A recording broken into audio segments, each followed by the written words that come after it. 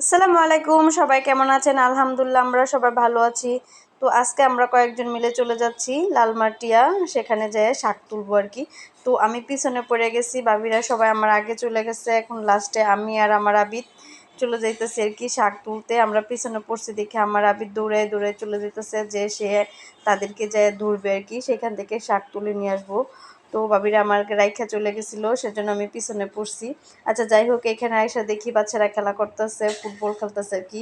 তো এইখানটা ছিল বিল আর কি, ক্ষেত ছিল আর কি, ক্ষেতের মধ্যে বালু উঠায়া অনেক করছে, উঁচা করছে, এখানে হয়তো বা বিল্ডিং করবে। দেখুন পরিবেশটা অনেক সুন্দর লাগতেছে না, পরন্তু বিকালবেলা এটা খুবই ভালো লাগতেছিল আমার কাছে। তো আপনাদের কাছে কেমন জানি না। তো আমরা এই যে চলে আসছি এইখানে আর কি, যে এইখান থেকে শাক তুলবো। ওই যে মাঠ দেখা যাইতেছে, অনেক লোকও দেখা যাইতেছে। তো এইখান থেকে শাক তুলবো আর কি। তো পরিবেশটা অনেক, বিকেলবেলার পরিবেশটা অনেক ভালো লাগতেছিল। আমি আশেপাশের ভিডিওগুলো একটু করে নিতেছি আর কি, দেখার জন্য আর কি। ভালো লাগতেছে, ধান ক্ষেত, সম্পূর্ণটা ধান ক্ষেত আর কি। তো ধানগুলো কিছু পাইকে পাইকে উঠছে, সেটার ভিডিওটাও আমি করছি, দেখতে পাবেন, ভিডিওর মধ্যে আছে। তো চলুন দেখা যাক। তো আমার চ্যানেলে যারা নতুন, সবাই আমার চ্যানেলটা সাবস্ক্রাইব করে দিবেন, পাশে থাকবেন, সব সময় দেখবেন। মানে যারা আমার চ্যানেলে নতুন তারা আমার চ্যানেলটা সাবস্ক্রাইব করে দিবেন। আর যারা আমার চ্যানেলে পুরাতন আছেন, তারা যখন ভিডিও দেখবেন সম্পূর্ণটা দেখবেন, দয়া করে প্লিজ। কাইটা কুইটা দেখেন না। এই যে ধান ক্ষেত, এই যে ধানগুলো পাইকে গেছে, সেটার ভিডিও করেছি। কোথাও কোথাও হয়তো বা ধান কাটাও হয়ে যেতেছে, কিন্তু এইখানে পাকছে, এই ক্ষেতটা পেকে গেছে আর কি, যেটাই বলেন না কি। তো দেখেন এই ক্ষেতটার মধ্যে শুধু শাক আর শাক। তো ওইখান থেকে এই শাক তুলে নিয়ে আসছি। তো ওইটুকু আর উঠাইলাম না, বিটু করলাম না আর কি। তো বাসায় নিয়ে আসছি আমি যে এই পরিমাণ শাকগুলো। তো ভাবতেছি এই শাকগুলো দিয়ে কী করবো। তো আমার বেশিরভাগ পছন্দ এই শাক খাওয়ার জন্য, ভর্তাও খাই, দুইটাই পছন্দ আমার।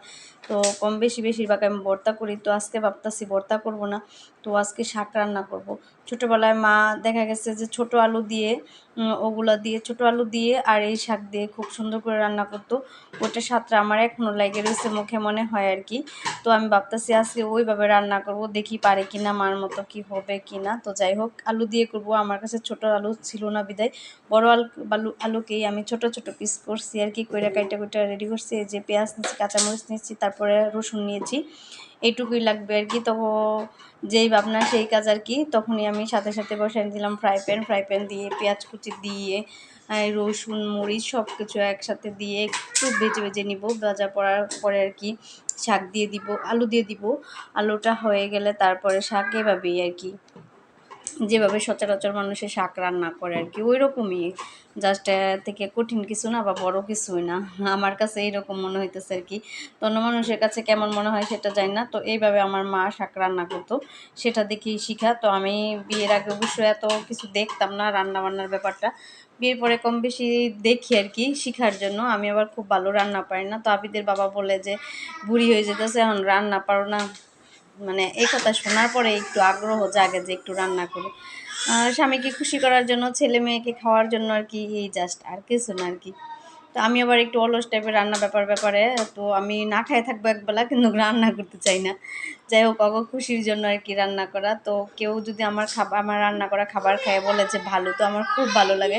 সেজন্য আগ্রহ করে এখন একটু শিখি ইউটিউব দেখে দেখে।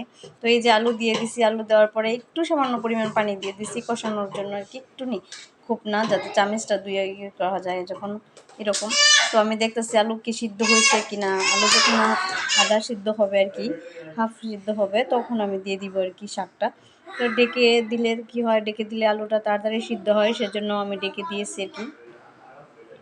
তো এই যে ফাইনালি হয়ে গেছে আলু আর কি, সিদ্ধটাই সম্পূর্ণই দেখা যেতে সিদ্ধ হয়ে গেছে।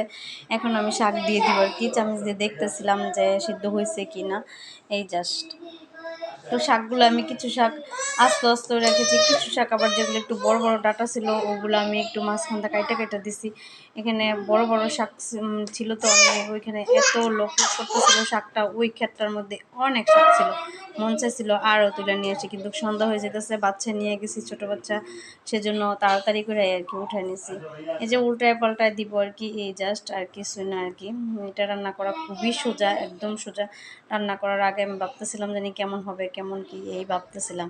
কিন্তু রান্না করার পরে খাইয়ে দেখি খুব ভালোই টেস্ট হয়েছে। আবিদের বাবাকে জিজ্ঞেস করছি কেমন হয়েছে, বলতেছে না, শাকটা খুব আসলেই মজা হয়েছে। আমার রান্না খুব একটা যে ভালো হয় তা না, কিন্তু শাকটা ভালোই হয়েছিল। ওর বাবা বলছে যেই খাবারটা ওর বাবা বলে যে না ভালো, তো আমি মনে করি যে সেই খাবারটা আসলেই পারফেক্ট হয়। সেটাই ভাবি আমি। তো ও বলছে ওর এই যে ফাইনাল লুক এটা আমার। তো দেখুন দেখতেই কতটা সুন্দর মনে হইতেছে না, আমার কাছে তো খুব ভালো লাগতেছে। আর না আপনাদের কাছে কি সেটা তো আর জানি না, কমেন্টের মাধ্যমে সবাই জানাবেন। তো আজকে এই পর্যন্তই, সবাই ভালো থাকেন, সুস্থ থাকেন, আল্লাহ হাফেজ।